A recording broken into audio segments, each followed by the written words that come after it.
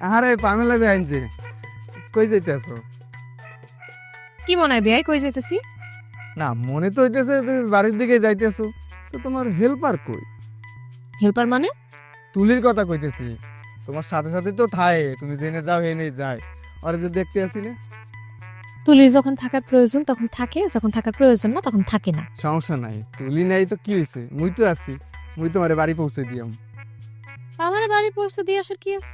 এই বিয়াই, আমি কি তোমার একটাবারের জন্য কইছি আমার বাড়িতে পৌঁছে দিয়ে আসো? কইছি? দূর পাগল, সব কথা মুখ ফুটে কইতে হবে কা, হ্যাঁ? মুই বুঝি না, তুমি তো যুবতী ভাইয়া, তার উপর হয়েছে সুন্দরী। এই রাস্তা দিয়ে যদি তুমি একলা একলা যাও, যদি কোনো একটা অঘটন ঘটতে যায়, মুই তোমার বাড়িতে পৌঁছে দেবো সই সালামতে, এটা মোর দায়িত্ব। কোনো দায়িত্ব না। এই গ্রামে কোন ব্যক্তি আছে যে আমার সাথে কোনো অঘটন তো দূরের কথা আমার চোখের দিকে তাকায় কথা কইতে পারবে? কও। না মানলাম তোমার সাহস আছে, তোমার চোখের দিকে তাকাই কি কিছু কইবেও না, কিন্তু এতগুলো পথ একলা একলা যাবা, মানে দুইজনে মিলে যদি গল্প করতে করতে তোমার বাড়ি পর্যন্ত যাই। তুমি তো ভারী বিয়ে আসো। তোমারে কইতেছি যে আমি কোনো দরকার নেই আমার সাথে যাওয়ার, তাও বারবার কইতেছো বাড়ি দিয়ে আসবে কিসের জন্য? মানুষের উপকার করলে যদি ঘষিটি বেগমের মতন ব্যবহার খারাপ করে, এটা তোমার না দেখলে আমি বুঝতাম না। মেলা কষ্ট পাইলাম ভাই।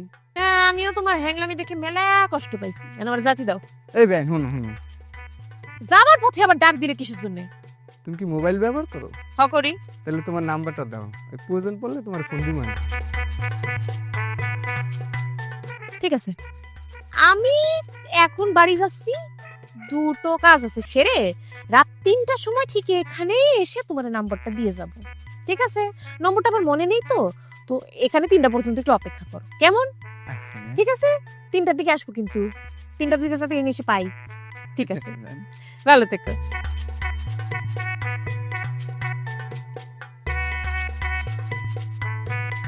বেআইন যে মোরে এনে 3টে পর্যন্ত অপেক্ষা করতে কইলো, নাকি সত্যি সত্যি আইবে? আমি এখন কি করবো, মোর কি চলে যাওয়া উচিত নাকি এনে খাওয়াই থাকা উচিত? ওদিকে দিদিও তো চিন্তা করবে, একটা ঝামেলায় যে পড়লাম।